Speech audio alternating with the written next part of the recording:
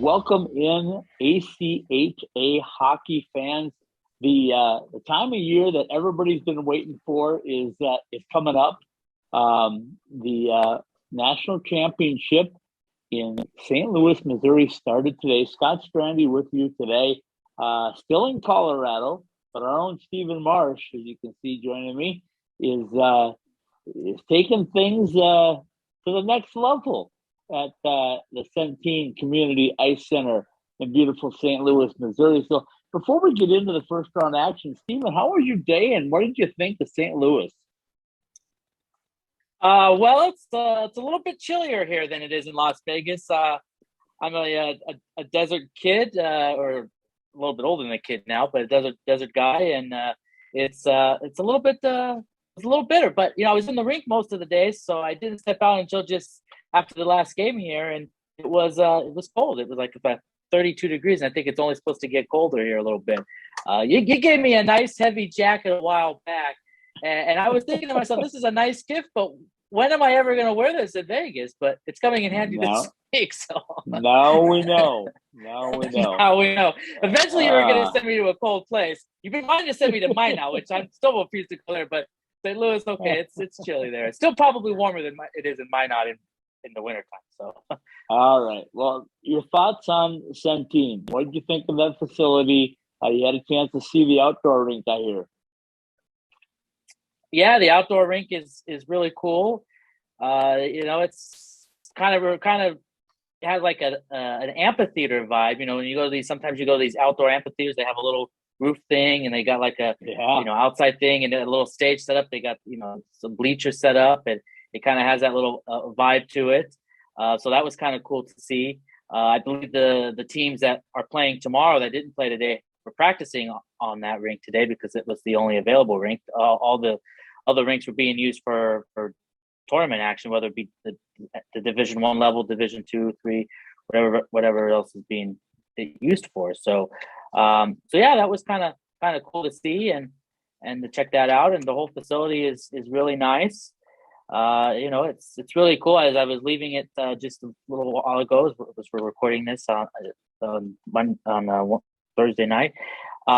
It was cool to see it all lit up. It was really cool to see it all lit up with the colors and so yeah, it's a wonderful facility that they have out here in St. Louis. The Blues practice in it, so that's cool and obviously it's the home of Lindenwood, and of course for this next days it's the home of the ACHA National Championships. Absolutely, and of course all 5 divisions are there. We only cover the ACHA D1. But all 5 divisions are in St. Louis and are playing games there. So, okay, we got things rolling. I told you it was a long day. It just it seems to go forever. I think you said 12 hours, 4 games today. Yeah, 12 hours. I mean, the first game started at 10:15 a.m. Central Time, and the last game ended just a little before that, this PM, 10, a few minutes after 10 o'clock PM. By the time I finished up in there and left, it was about almost 10:30. So it was, about 12 hours. Of course, I got there even before 10 o'clock, just checked in and stuff. So, I was there for over 12 hours today. Well, I'll tell you, we saw a little bit of everything, and you saw it in person, but pretty much chalk except for the last game, and that one was a barn burner. So let's start right at the top. Pittsburgh defeated Navy 5-1. I think you sent me a text early on and said, this is going to be a snooze fest. Didn't really turn into that, did it? No, it didn't. It was, it turned out to be quite an interesting game. Yeah, it was not a snooze fest. It was, it was really good. Going to be a really good game. Pittsburgh ended up coming up with that game over Navy, but yeah, it was kind of a good way to start the tournament. It ended up being 5-1 was the final score. That's what I was looking for, 5-1. But 2 of those were empty net goals at the end of the game there. So it was really a 2-goal game. Most of the third period, actually, a lot of the game. So it was really tight. So yeah, it was give Navy a lot of credit. The lowest seed in the tournament field, and and gave Pitt a little bit of trouble, but Pitt does prevail, and they move on to tomorrow. And of course, that was a 13-20 matchup. So Pitt being the 13 team and Navy being the 20 team in the tournament. Excuse me as I cough up a storm here. Game 2, I guess we can call them the hometown guys, the Maryville Saints and John Hogan and his crew. A 4-0 shutout.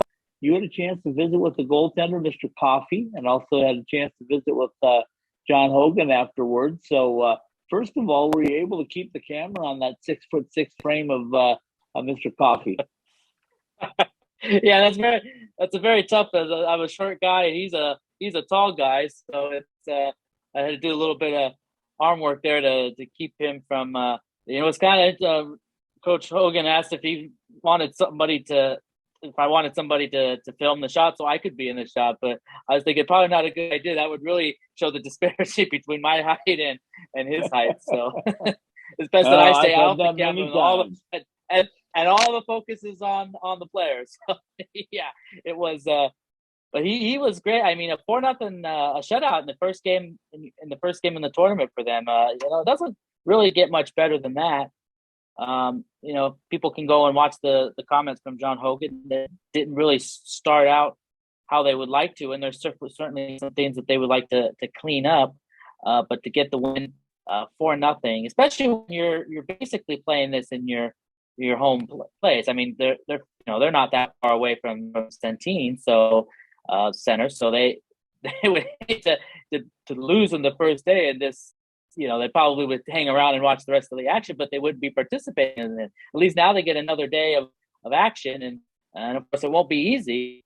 I liked what John Hogan said in his comments. In this game, they were the hunted because they're the higher seed, the better seed in this game. But now they'll be the hunters because they're going to be the underdogs going into the next game and probably any other game that they would play if they were to advance on. They're going to play Iowa State tomorrow. That's the number 3 seed, so that's not going to be easy for them. It's always this first day. It's kind of like you have a chance to get a win. You really do, because the 13 through 20 seeds tend to be pretty evenly. I mean, just the way the seasons go. But then the reward for that is that you get to play one of the top 4 seeds the next day. So it's always. I put reward quote in quotes because I'm not sure if that's a good thing or a bad thing. You're rewarded by playing another game, another chance to get some experience in tournament action, but your reward is that you're playing one of the top 4 teams in the ACHA. Well, let's put things in perspective. That program at Maryville is 3 years old. John Hogan, in his first real coaching job, not only coaching the team, but being the director of hockey for the women's program and their D2 team as well. So last year they got to play basically because of default, because they had to get teams in that to make the field for whoever was able to play during the pandemic. So to get a 4-0 win today in the first game, and I know you brought that up to him about what was it like to get the first win at the national tournament under his belt, because look at Arizona. I mean, Chad Berman's been trying to get that first win for 7 years now. So excuse me again. So yeah, he did a really good job. I thought the roster was very good. I thought they were pretty intense. They had a 5-minute major go against them on an elbowing call and lost the guy to a game misconduct, one of their better players, as a matter of fact. So to fight through all that adversity and shut out a team like John Carroll, that's one in the win column. Okay, so then we get to the afternoon, and we get Ohio versus Niagara. I told you last week on the preview show that we were doing, and I also told Chris Perry on his podcast that Ohio is not used to being number 15. They're typically a top 10 team in the national tournament. So I kind of had a feeling that this was going to be a little lopsided, and it turned out that way, didn't it? Yeah, it did. It was 5-0 after the first period, and you just think that it's going to be one of those games where you're wondering why there may not be why there isn't a mercy rule in this sort of a tournament. But I give Niagara some credit because they kind of fought back a little bit. They got 3 straight goals to get back into the game. It made it a 5-3 game. I think it was in the third period they did that, and I was kind of doing some other things, and so I was getting ready for the final game of the night. I was, especially when it became 5-0, and it became 5-3. I'm like, oh, this is turning out to be quite an interesting game. I think maybe Ohio let back a little bit because they had such a comfortable lead, and that can always be a dangerous thing to do in a hockey game. And you let another team kind of get back into it, and they did with Niagara, and so Niagara, give them credit. They came back a little bit there to make it a little more interesting, but then Ohio was able to kind of, I think it woke them back up and say, hey, we need to get back to what we were doing, and then they ended up getting 2 more goals and winning the game 7-3. So. They got a touchdown and Niagara got a field goal if you want to use a football analogy there. but yeah, it was. Who scored the touchdown? Russell Wilson? I love you, Bronco fans. Love you. You won't be doing it in Seattle, that's for sure. Exactly. Okay, yeah, so that was game 3. Yeah, but Ohio. But you're right about Ohio. They're typically in the upper top of the bracket. They haven't been in the past, and so this is a little bit unfamiliar territory for them. So that could be a pretty dangerous. It could be a pretty dangerous. Lower seat there. Higher seat, whatever you want to call it. But it could be very, very dangerous. And of course, they're going to play. They're going to play a tough team too. I believe they're going to get Minot State. Yeah, Minot State. So that's going to be really a challenge too. So we'll see. Okay, then we got to the nightcap, the 8 p.m. start. And when I looked at that one, Stephen, I said it was going to be a close matchup because John Hogan, Chad Berman knows the Michigan Dearborn program pretty well, being from Michigan. He knows the coach pretty well. I think he said when I had him on the podcast a couple of Wednesdays ago, he said, I know them so well now. I know what they had for breakfast this morning. So Chad knew what he was up against. I thought it was a really good game. I think it came down to, like it often does at tournament time, specialty teams. And they had their opportunities on the power play. They had a 5-on-3 for a period. They had 4 or 5 power play opportunities, and they couldn't get me by Mr. Pickles. One of the greatest goalie names ever is Mr. Pickles. Yeah, this one was really a very it was a very interesting game because I think when you look at these kind of games, the first game in the tournament, it kind of takes some teams a little bit to get going, and I think that was certainly the case for Arizona. But I really thought a big moment of the game was in the first period, kind of the first part of it, where Michigan Dearborn looked like they had scored, but they overturned it. And so, sometimes when you get like something like that happens, it can really motivate the team that it went against. So in this case, Arizona maybe getting some motivation by that, and waking them up too. Like they almost scored on us, but luckily it didn't get a goal. So maybe we need to step it up and get in this game.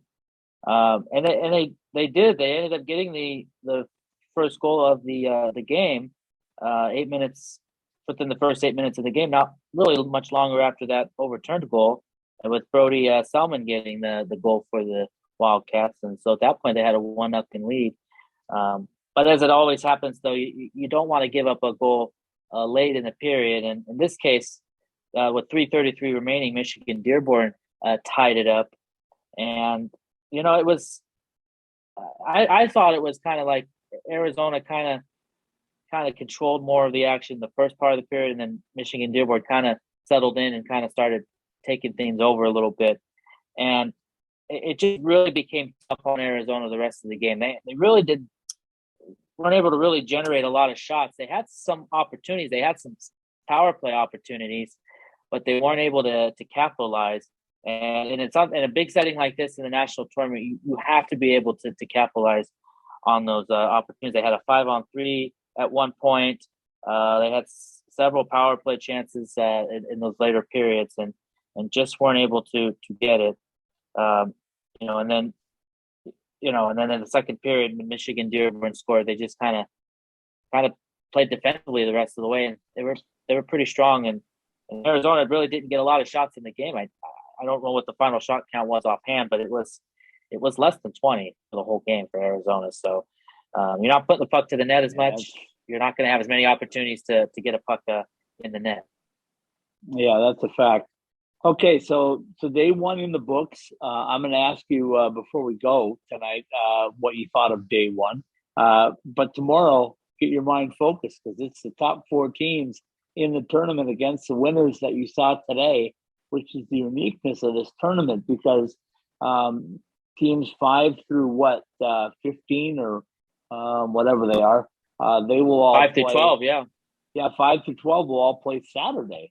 So tomorrow, right away in the morning, 10:15 p.m. or a.m., you've got UNLV in Pittsburgh, followed by the 1:30 game, which would be Iowa State and Maryville, and the 4:45 game, Minot State and Ohio.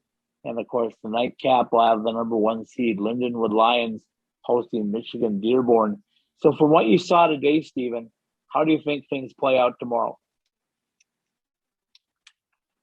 Well, I think it's going to probably play out chalk.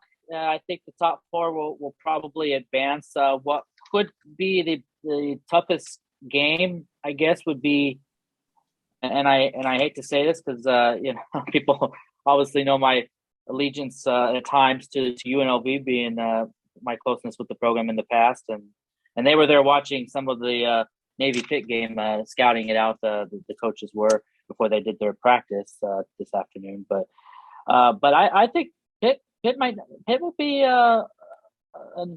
we'll give them some issue. I think Pitt will certainly contest them, and I think it's going to be a close game. UNLV is a very good team, and I think they will win. But it could be a very a close game. The other game that I think could be also a good chance would be Maryville. I think Maryville might have an opportunity to kind of upset Iowa State. Iowa State's a really good team, but Maryville has played Iowa State this year. John Hogan mentioned that in his post-game comments too, and so familiar with the team. That's the one thing with this national tournament. Sometimes you get a team you're familiar with, and sometimes you get a team you haven't played yet. But Maryville is very familiar with Iowa State. Of course, the flip side of that is Iowa State is familiar with them. So that might be a fun one too. So that one might be closer than people might think. And then the other two, I think Minot State takes care of business in their game, and I think Lindenwood is really it's their tournament to lose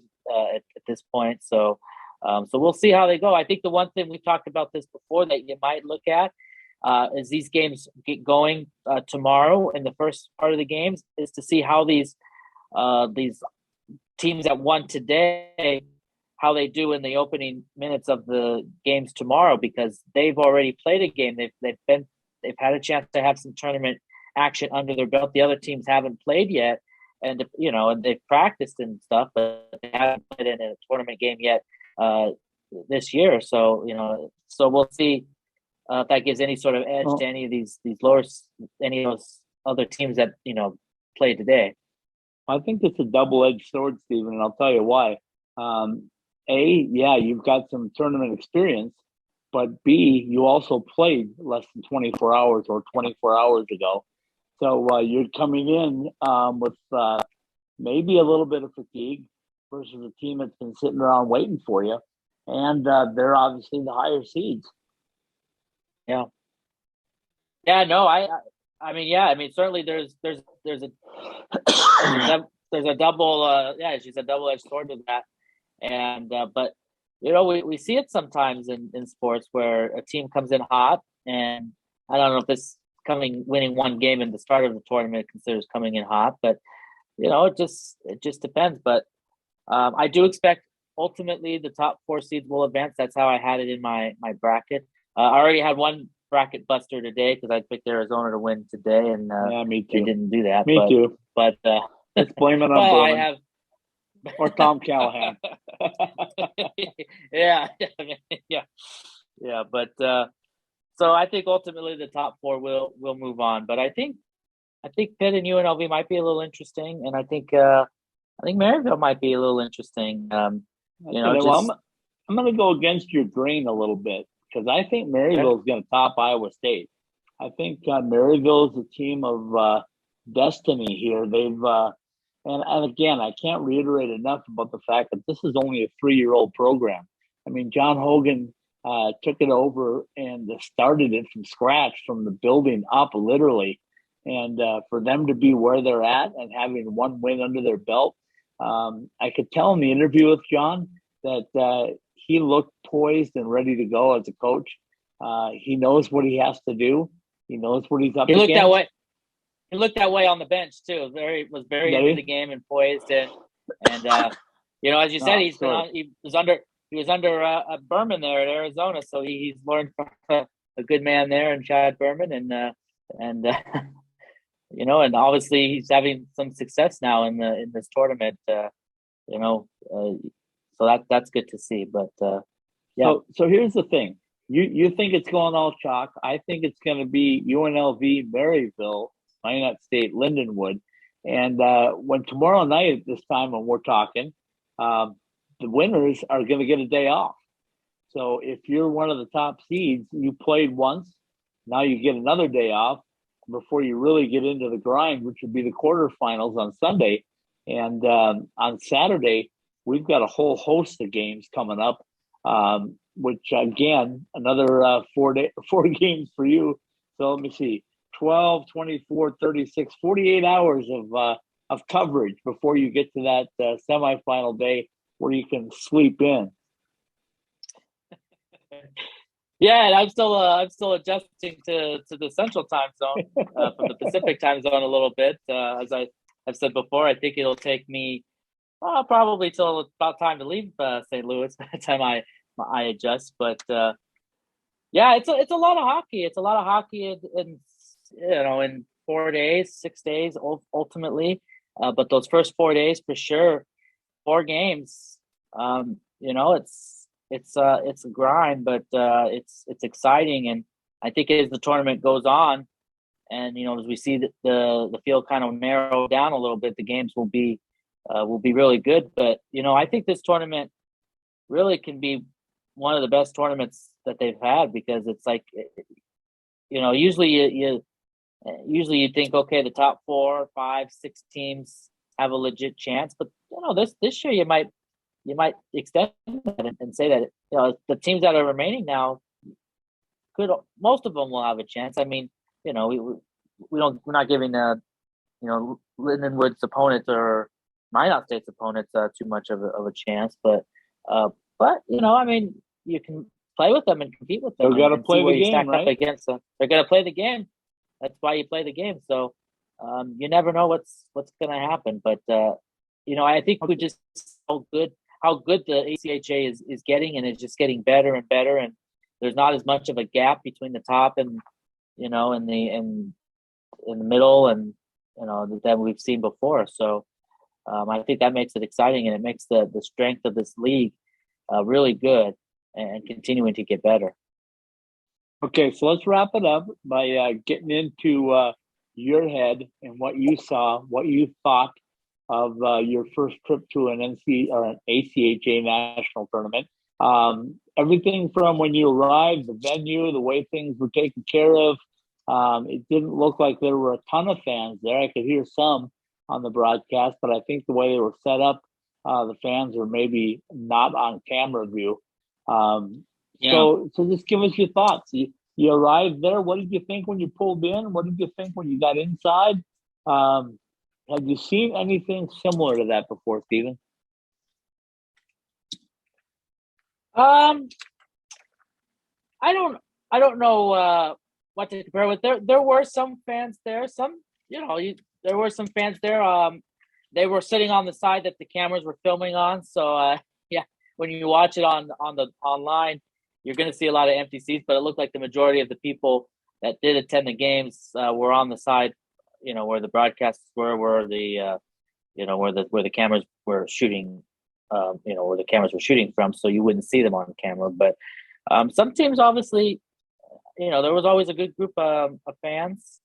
Obviously, Maryville had a little bit of a good contingent because the close proximity, and there was a good little group of Arizona fans. A lot of the parents and friends of these players make the trip out to see. I'm interested to see what tomorrow will be like, but especially when Lindenwood plays, and as they're the host team, they'll be in their home building. So it'll be interesting to see if you get a good contingent of the Lindenwood fans coming out to tomorrow to see what that will be like. The place holds about 4,000 seats, so it's a nice little rink.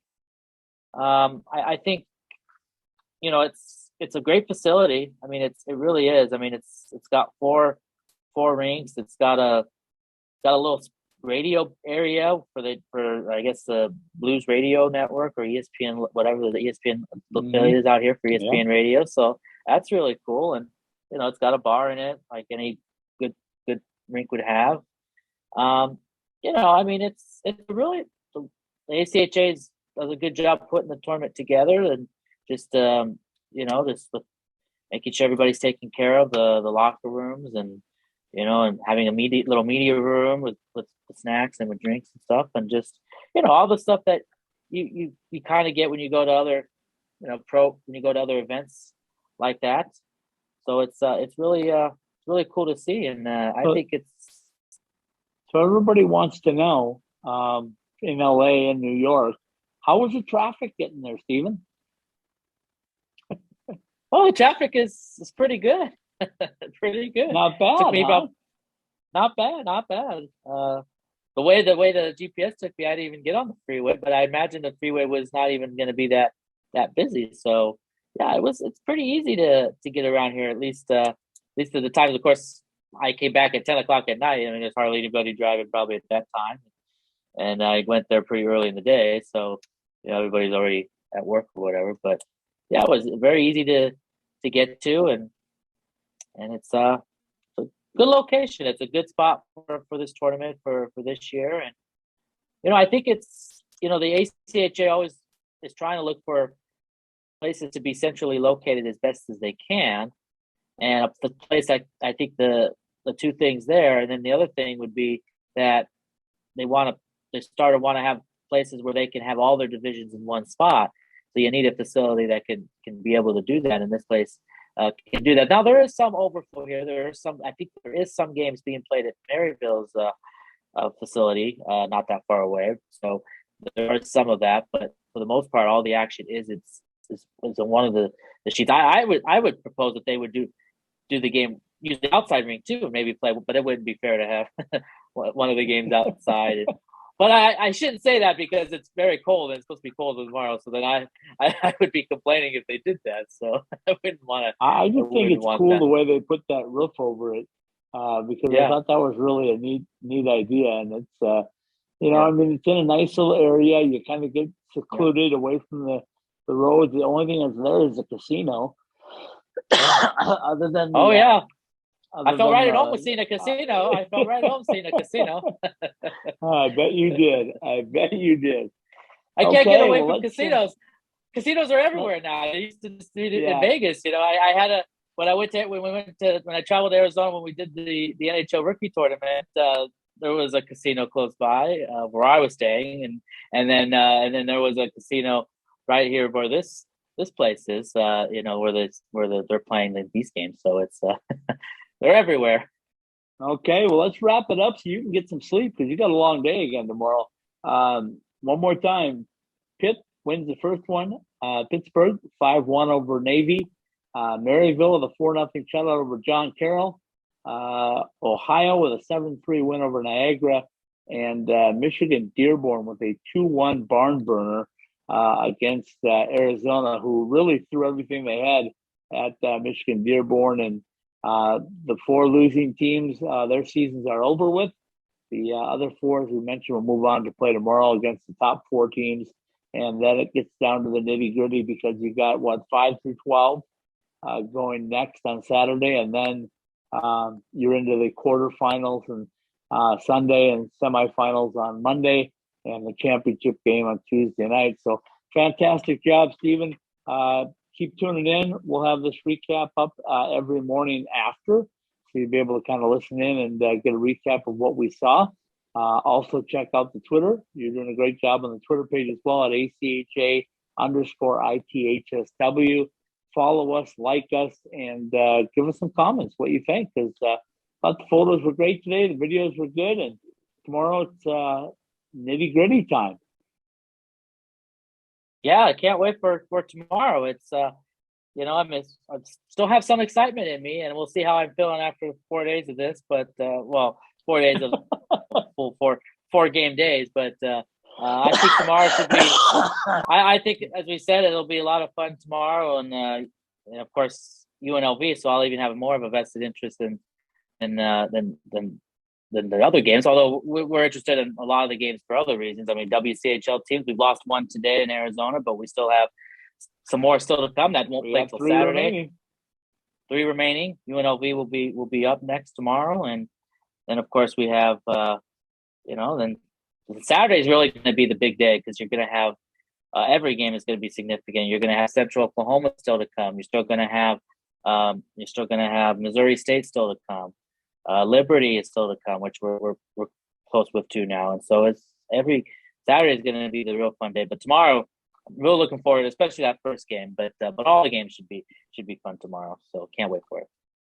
All right, folks, you heard it from the guy at the Centene Center. You can hear by my cough. That's part of the reason why I am still here, and won't be there until Monday. But you are missed, by the way. You are missed. People are keep asking me about you here, and that you were here last year for the tournament, and people that know you, and of course I'm there, and they say, "Where's Scott? Where's Scott?" I say, "Oh well, something happened, but he's dying to get here for the semifinals, and he's hoping to." Well, I shouldn't use dying. Don't use the word dying.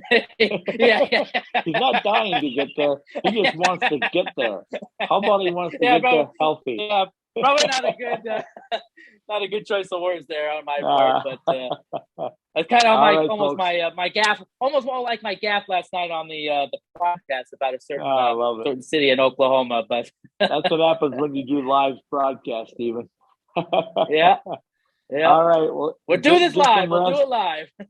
Get some rest, and we will talk to you tomorrow. Thanks for tuning in, everybody, on the Ice Time SW YouTube channel. Tell your friends, give us some likes, and by all means, get to the Twitter handle, because you can see that again, ACHA_ITHSW. Steven's posting stuff up there as the games are completed, and we look forward to an exciting day tomorrow. 1 through 4 gets at it. Good night, everybody.